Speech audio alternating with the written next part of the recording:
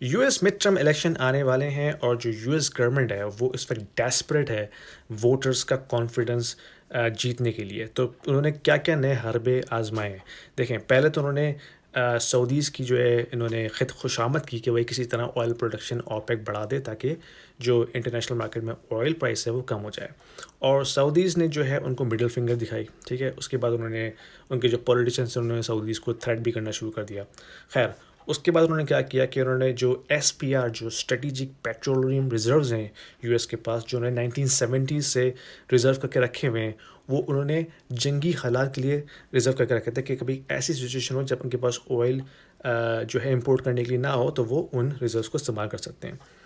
Election tactic के लिए Biden साहब ने उसमें से रिजल्ट निकाल के मार्केट में डंप किए ताकि ऑयल प्राइस को थोड़ा नीचे लेके आए।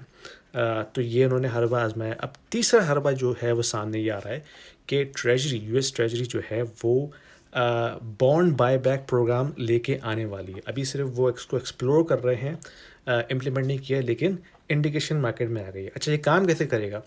उनका कहना ये है कि मार्केट में लिक्विडिटी क्राइसिस है।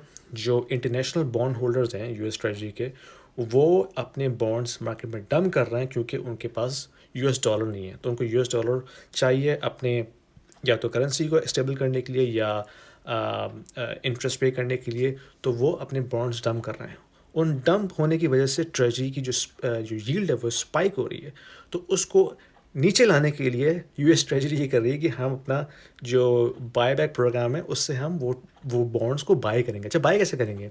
बाय इशूइंग न्यू डेट, यानी कि वो न्यू ट्रेजरी बॉन्ड्स इशू करेंगे जो कि फेडरल रिजर्व बाय करेगा। उससे जो उनको कैश मिलेगा उससे वो पुराना जो डेट है, जो पुराना बॉन्ड है, वो बाय बैक करेंगे। मतलब सोचें ज़रा इनकी क्रिएटिविटी, यानी कि ये ऐसी है कि अगर आपके पास क्रेडिट कार्ड है, वो आपने मैक्स आउट कर दिया है, आप दूसरा क्रेडिट कार्ड लेके उस पे बैलेंस ट्रांसफ़र कर रहे हैं। ये ऐसी चीज़ है। तो इलेक्शन जीतने के लिए यूएस गवर्नमेंट इस वक्त हर तरह का टूल आजमाने के चक्कर में है और this will be another tool. तो आप देखिए और वो क्या क्या करते हैं। सोचा मैंने आपसे शेयर कर दूं क्योंकि ये एक बहुत ही मज़े का खेज बात है, यानी कि मछली बाजार बना हुआ है ऐसा पूरा यूएस गवर्नमेंट और ट्रेजरी मार्केट जो है, और वो इलेक्शन जीतने के लिए हर मुमकिन कोशिश करने के लिए तैयार है। Good luck.